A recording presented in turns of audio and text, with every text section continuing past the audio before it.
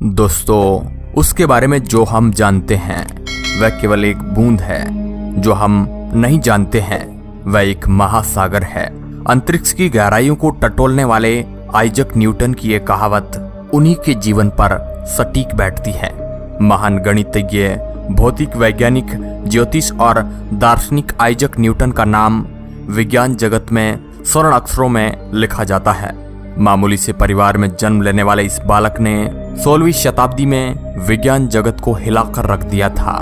Science की दुनिया में इन्होंने कुछ ऐसे चमत्कारी आविष्कार किए कि उन्हीं आविष्कारों की नींव पर आज डीप स्पेस साइंस और रिसर्च का महल खड़ा हुआ है। बचपन में सर पर सेब गिरने से लेकर गुरुत्वाकर्षण के नियमों को तलाशने तक इस बच्चे की कहानी जीवन के हर पड़ाव पर एक शानदार मोड़ लेती गई और एक नया इतिहास रचती गई। न्यूटन एक आम इंसान ना होकर एक किताब की तरह थे, जिसके आखिरी और शुरुआती पन्नों को पूरी दुनिया जानती है। लेकिन इस किताब के कुछ रोमांचक पन्ने आज भी एक रहस्य है। चलिए आज की इस वीडियो में इन्हीं पन्नों को टटोलते हैं और न्यूटन के जीवन को जरा करीब से जानते हैं। विज्ञान और वैज्ञानिकों की कहानियों में आज भी जिंदा सर आइजक न्यूटन के सफर की शुरुआत होती है 25 दिसंबर 1642 को, जब इंग्लैंड के पश्चिम लिंकोलिनशरे के एक वुल्सथॉर्प गांव में आइजक न्यूटन का जन्म हुआ। जन्म के तुरंत बाद ही डॉक्टर ने न्यूटन के ज्यादा समय तक जीवित नहीं रहने के आसारों पर मुहर लगा दी। दरअसल न्यूटन एक प्री मैच्योर बेबी थे, जो कि जन्म से ही बेहद कमजोर थे। उनकी मां का कहना था कि जन्म के समय वो आकार में इतने छोटे थे कि एक छोटे से मग में समा सकते थे। ऐसे में उनका जीवित रह पाना बेहद मुश्किल लग रहा था। लेकिन न्यूटन सभी बाधाओं को पार करते हुए एकदम स्वस्थ हो गए। 3 साल की उम्र में न्यूटन की मां ने दूसरी शादी कर ली, जिसके बाद न्यूटन अपनी नानी के साथ रहने लगे। उनकी देखरेख का सारा जिम्मा नानी पर आ गया था। दूसरी शादी करने के कारण न्यूटन का अपने मां के प्रति खास लगाव नहीं रहा, क्योंकि उनके पिता दुबले पतले न्यूटन के प्रति खराब व्यवहार रखते थे। अपनी मां न्यूटन द्वारा त्याग किए जाने के अनुभव ने न्यूटन को झंझोर कर रख दिया। बचपन में अकेले के एहसास ने न्यूटन के व्यक्तित्व को बनाया।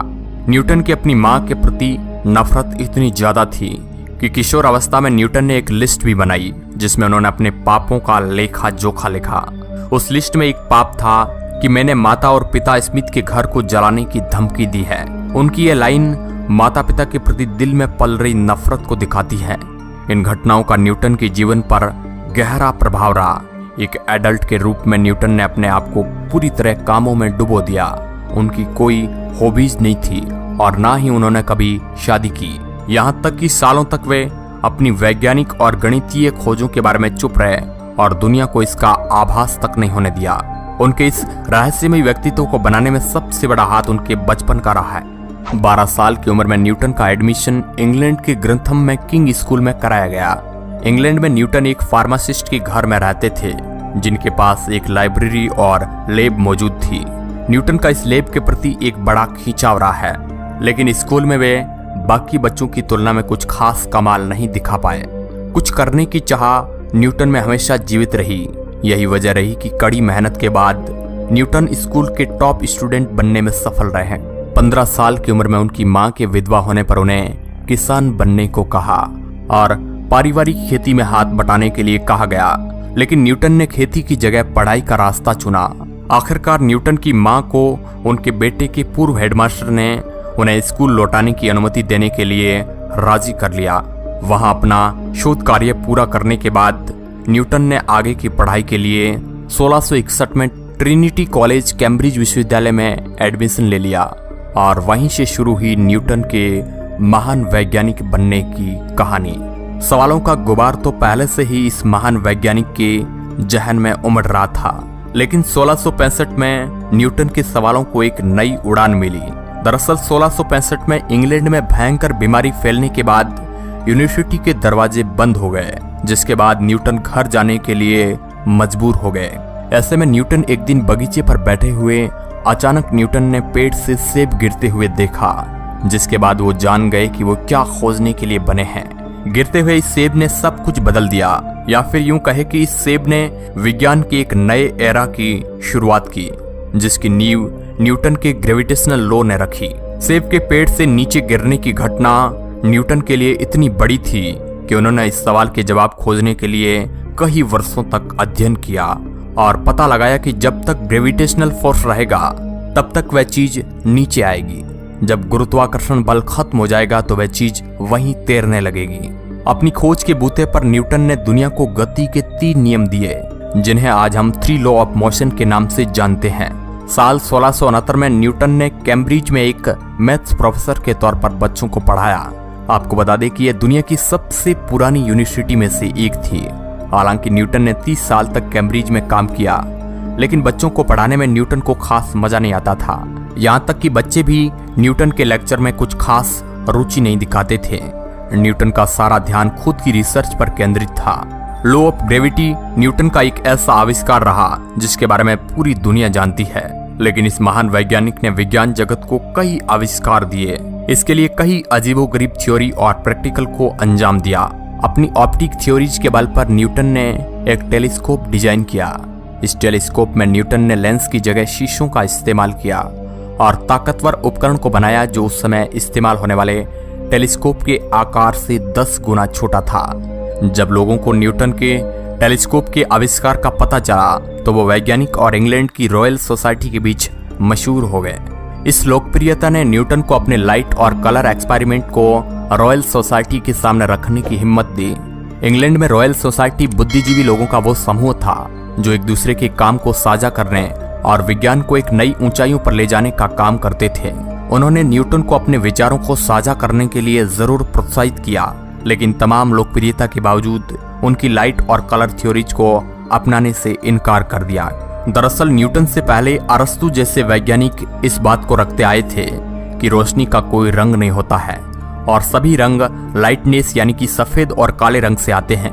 कुछ वैज्ञानिकों का तो ये भी मानना था कि इंद्रधनुष के रंग इंद्रधनुष के पानी से बनते हैं जो आकाश की किरणों को रंगीन करते हैं, लेकिन न्यूटन ने इस बात को एक सिरे से खारिज कर दिया और लाइट और कलर की एक नई थ्योरी को विज्ञान जगत के सामने रखा।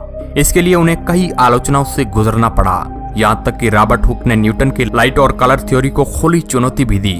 इस महान वैज्ञानिक को अपने काम की ऐसी आलोचना जरा सी भी रास नहीं आई। उन्हें खुद पर भरोसा रहा कि वे सही थे।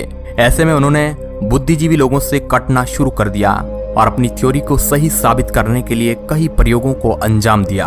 उन्होंने खुद को डार्क रूम के भीतर बंद करके क्रिस्टल प्रिज्म से लाइट को डायरेक्ट किया, जिसके बाद लाइट 7 रंगों में बढ़ती नजर आई। कई वैज्ञानिक इस प्रयोग को जानते थे और उनका मानना था कि प्रिज्म खुद ही प्रकाश को इतने रंग में बांटता है, लेकिन जब न्यूटन ने इस प्रकाश को रिफ्लेक्ट करके दूसरे प्रिज्म से निकाला तो व्हाइट लाइट फॉर्म हुई, जिसने महान वैज्ञानिक की बात को साबित किया कि सफेद रोशनी असल में इंद्रधनुष के सभी रंगों का एक कॉम्बिनेशन थी।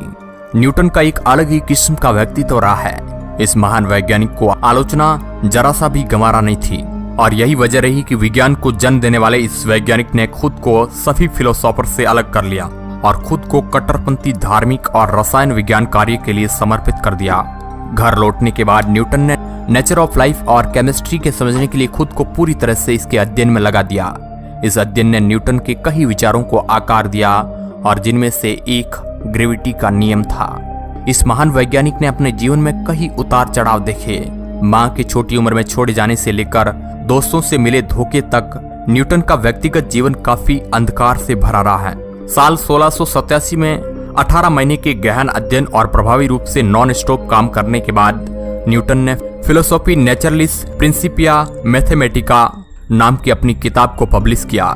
इस किताब को आमतौर पर प्रिंसिपिया के नाम से जाना गया। यही वो किताब थी जिसने न्यूटन के 3 लॉ ऑफ मोशन को दुनिया जगत के सामने उजागर किया। ये 3 नियम विज्ञान के हर सवाल का जवाब था। 3 लॉ ऑफ मोशन ने न केवल एलिप्टिकल प्लेनेटरी ऑर्बिट को समझने में मदद की, बल्कि ब्रह्मांड में चल रहे लगभग हर मोशन को समझने में लोगों की मदद की। इन नियमों ने बताया कि कैसे सूरज की ग्रेविटी से सभी ग्रह प्लानेटरी ऑर्बिट में रहते हैं, कैसे चंद्रमा पृथ्वी के चारों ओर घूमता है और कैसे बृहस्पति के चंद्रमा उसके चारों ओर घूमते हैं। लॉ ऑफ मोशन न्यूटन की सबसे बड़ी खोज थी और उनके दिमाग में उपज रहे सभी सवालों का जवाब था। इस नियम ने न्यूटन को सभी प्लेनेट के मास को कैलकुलेट करने में मदद की। साथ ही साथ ये भी बताया कि कैसे पृथ्वी पोल्स पर फ्लैट है और भूमध्य रेखा पर उभरी हुई। न्यूटन ने बताया कि सूर्य और चंद्रमा के गुरुत्वाकर्षण खिंचाव से पृथ्वी पर टाइडल्स यानी कि ज्वार बनते हैं। उनका मानना था कि ग्रेविटी यूनिवर्स में सभी चीजों को बैलेंस रखने का काम करती है। भौतिक तौर पर खुद को हमेशा अध्ययन से जोड़कर रखने की वजह से एक समय ऐसा आया जब न्यूटन जैसे महान वैज्ञानिक को मेंटल ब्रेकडाउन का शिकार होना पड़ा। लगातार कई रातों और हफ्तों तक बिना रुके काम करने की वजह से उन्हें इस स्थिति से गुजरना पड़ा।